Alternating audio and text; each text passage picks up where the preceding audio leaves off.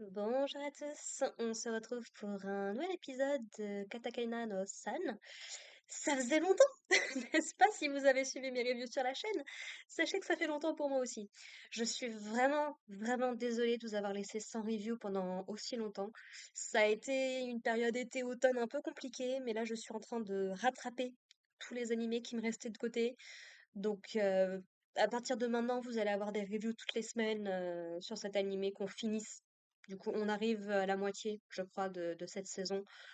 Donc voilà, j'espère vous retrouver du coup pour cette série, qui mine de rien me tient à cœur, que j'aime beaucoup, donc ça aurait été dommage de ne pas la finir, quoi. Voilà. Alors, pour remettre un petit peu dans le contexte, dans les épisodes précédents, Beryl avait pris un petit peu sous son aile une jeune fille qui s'appelle Miui, et en fait qui s'était fait manipuler par des adultes pour récupérer de l'argent, voler de l'argent plus exactement, en échange d'avoir sa sœur, qui malheureusement est décédée, de l'avoir ressuscitée. Beryl, du coup, s'était occupée de ceux qui l'a manipulée. Et du coup, elle avait été prise sous la houlette du corps un petit peu magique de l'ordre pour lequel il travaille. Cet épisode est encore une continuité de cet arc-là, puisque donc à la fin du dernier épisode, il y avait donc Nuit, Yoru, je crois, donc le chef de l'organisation qui avait manipulé Yui, qui, alors j'allais dire qu'il s'était fait exploser, oui et non.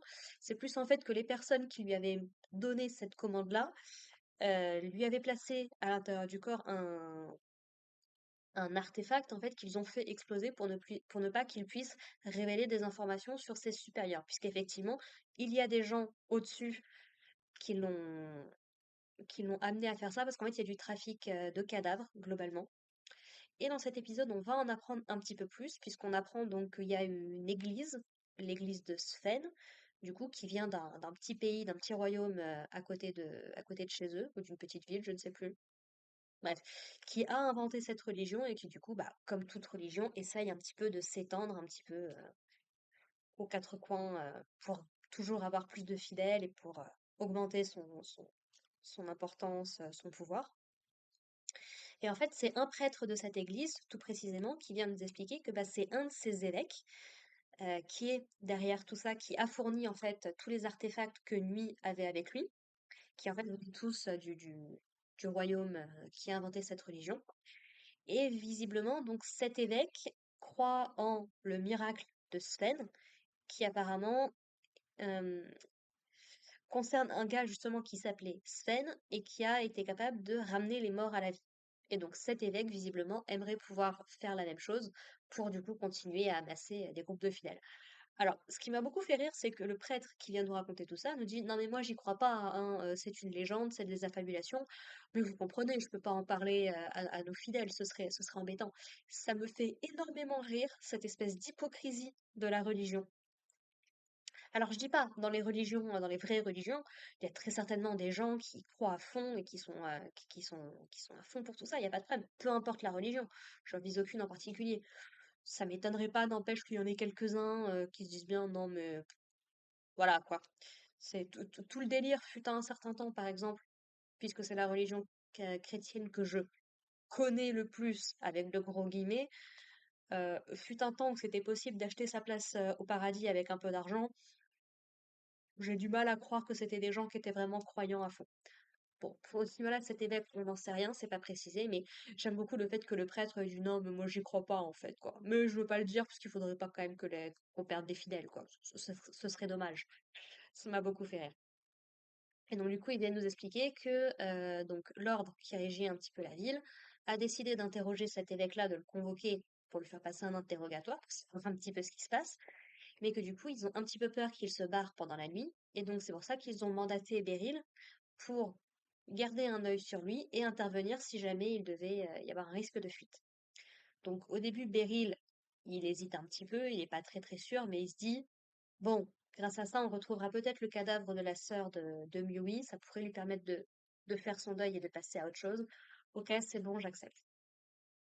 Donc il va se poser un petit peu en embuscade la nuit même, et on voit qu'il y a tout un convoi qui est en train de charger probablement des cadavres.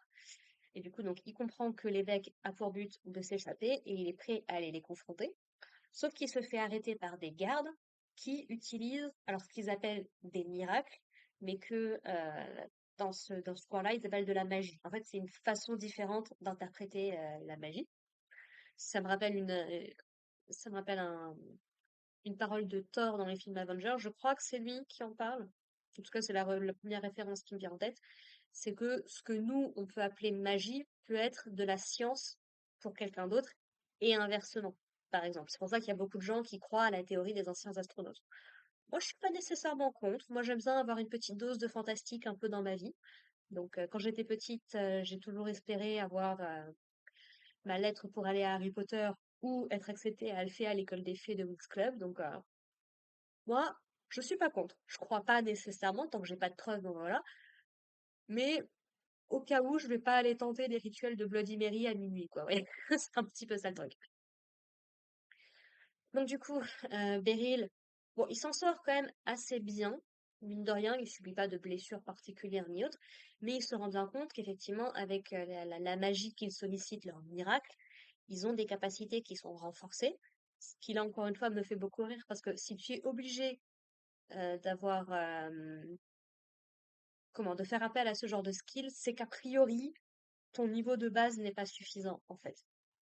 Et il y a tout, il y a tout ce côté de, comment dire, Beryl, il est fort, mais sans artifice. C'est parce qu'il s'est entraîné, c'est parce qu'il a une routine particulière et autres.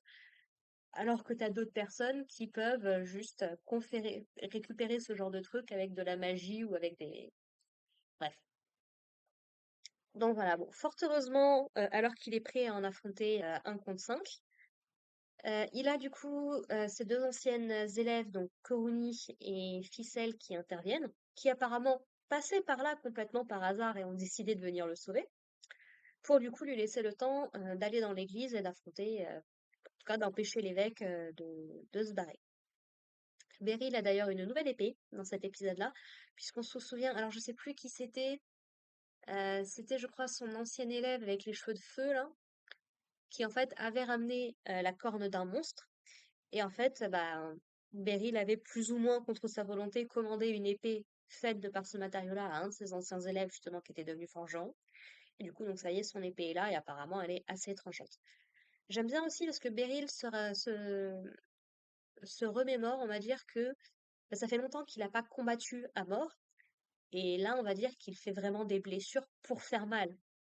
C'est pas juste, je les assomme dans le coin de la nuque et on en repasse, quoi.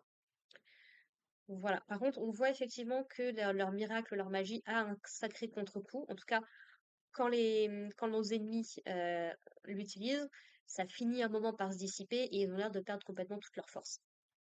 Ça va être important puisque une fois rentré dans l'église, donc Beryl va affronter un des sous-fifres du coup de l'évêque, qui a l'air d'être un vrai croyant. Il a pas l'air d'être juste un mercenaire qui fait ça pour le pognon ou autre. Il a l'air de vraiment croire en la cause de l'église de Sven. Et c'est intéressant aussi de voir vraiment.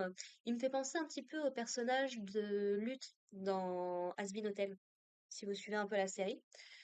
C'est ce côté, bah, c'est des personnages qui sont antipathiques, qu'on n'a pas envie d'aimer, mais qui croient vraiment dans la cause pour laquelle ils se battent, quoi.